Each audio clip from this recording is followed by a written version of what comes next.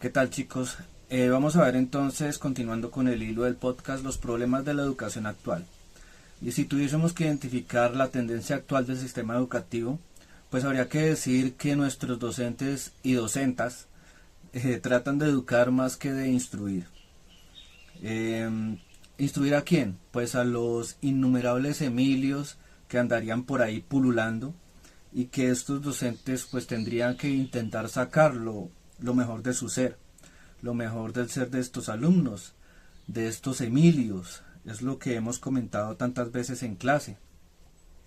Ahora se entiende que el niño tiene una subjetividad pura, que ha de poder expresarse de forma espontánea, básicamente, y sin trabas. De ahí que se entienda a las instituciones como fuerzas que oprimen la subjetividad del individuo y que por tanto hay que destruir dichas estructuras que son entendidas como fascistas, de hecho. ¿Cuáles? Pues por ejemplo la familia, el Estado, la escuela, las figuras de autoridad, etcétera. ¿Cuál es por tanto el principal problema del modelo rusoniano? Vamos a ver. El principal problema consiste en que este modelo supone, como lo vimos en el podcast, la existencia de una naturaleza humana ya dada, ¿cierto? Aunque sea de manera infecta, es decir, en potencia, básicamente. Una naturaleza que a modo de pergamino, pues tan solo habría que dejar que se desarrollase, se desenrollase, que se envolviera de forma natural. De ahí que hoy día se dé tanta importancia no solo a la emocionalidad del niño, sino a aquello que al niño le gusta o aquello que le apetece en cada momento. Se pasa del plano emocional de los sentimientos a rendir culto al plano de los apetitos más primarios, los puros instintos o pasiones del niño. En lugar de enseñar al niño a controlar dichos apetitos y pasiones que ahora son consideradas casi como santas. Estos apetitos y pasiones pues ahora se les da una absoluta prioridad, por decirlo de alguna manera, tanto en las escuelas como en la sociedad en general. Bien, ahora este modelo rusoniano nos lleva a las posiciones de lo que yo hablaba de antiintelectualismo, que pues presume de no necesitar del conocimiento riguroso para alcanzar el fin formativo, el fin natural perseguido, justamente porque ese fin ya estaría dado desde un principio, aunque no de forma plena, sino en potencia. A ver, dicho en otros términos, según el modelo de Rousseau, no habría que añadir nada al niño, al estudiante. Tan solo habría que dejar que aflore lo que el niño ya tiene en potencia. Así afirmaba el filósofo y pedagogo checo Comenio, claro predecesor de Rousseau, en su obra titulada Didáctica Magna. Abrimos comillas. Puesto que los gérmenes de la ciencia, costumbres y piedad han sido puestos por la naturaleza en el corazón de todos los hombres, se deduce que no tienen necesidad sino de un ligerísimo impulso y una prudente dirección. Entonces, a causa de esta visión que entiende que lo importante es lo que ya se tiene y no lo que venga de la sociedad, pues observamos que es muy fácil introducir contenidos ideológicos, y esta es la cuestión, en la enseñanza.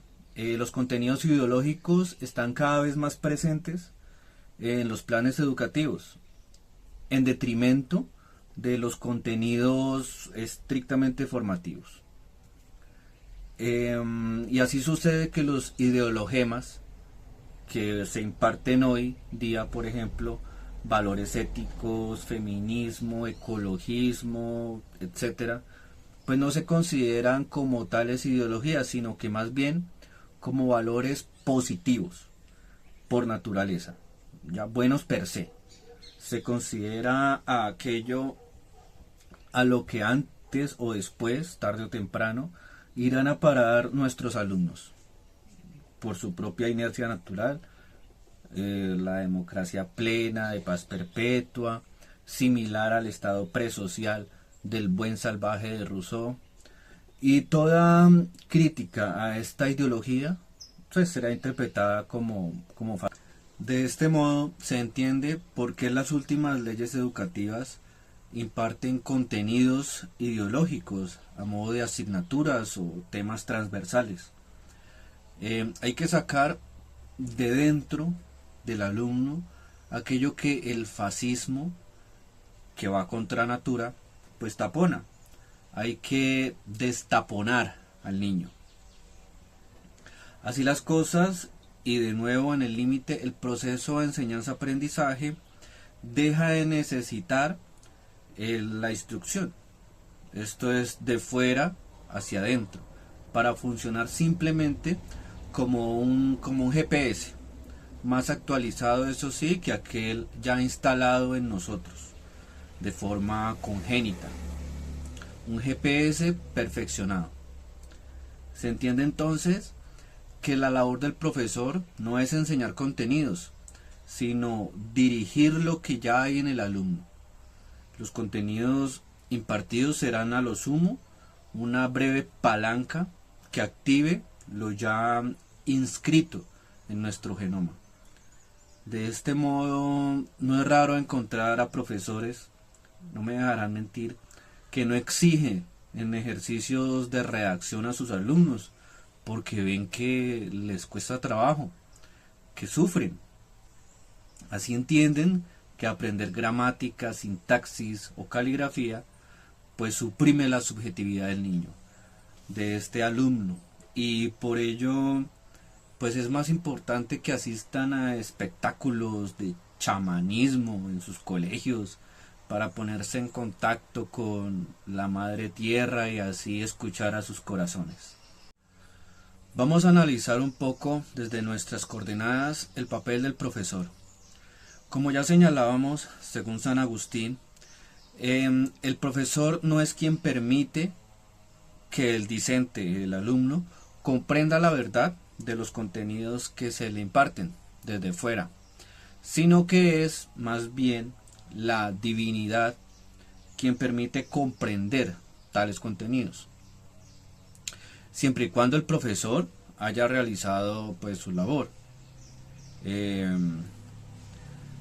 excitando el alma del alumno, disciplina mediante o previa, con aquello que debe comprender, si Dios quiere, es decir, a través de la gracia. El profesor, por tanto, es tan solo un tipo de mediador entre el acto divino y la contemplación de la verdad que acontece en el interior del niño. Bien, en otras palabras, para explicarme mejor, el profesor, mediante la disciplina y la instrucción de unos contenidos, es quien fuerza quien fuerza la naturaleza del alumno para que esté en disposición de comprender la verdad que Dios, y no ya el maestro, pues ha de hacerle ver. La instrucción convierte así al profesor en una condición necesaria, pero no suficiente. Dirá San Agustín, ella, la disciplina, enciende en nosotros el deseo de adquirir la ciencia. Pasamos ahora a la concepción rusoniana, según la cual el profesor es comprendido como una figura casi por completo prescindible en el proceso de enseñanza-aprendizaje, dado que la naturaleza del alumno, ya no dañada sino pura, tiende por sí misma a aprender todo aquello que necesita, precisamente porque lo que necesita estaría infecto en él de forma pues natural. Lo tendría en potencia. Entonces, para aclarar, decía Comenius en su obra Didáctica Magna: hay que enseñar a los hombres en cuanto sea posible a que sepan, no por los libros, sino por el cielo y la tierra, las encinas y las hayas, decía. Esto es, conocer e investigar las cosas mismas, no las observaciones y testimonios ajenos acerca de ellas, de las cosas.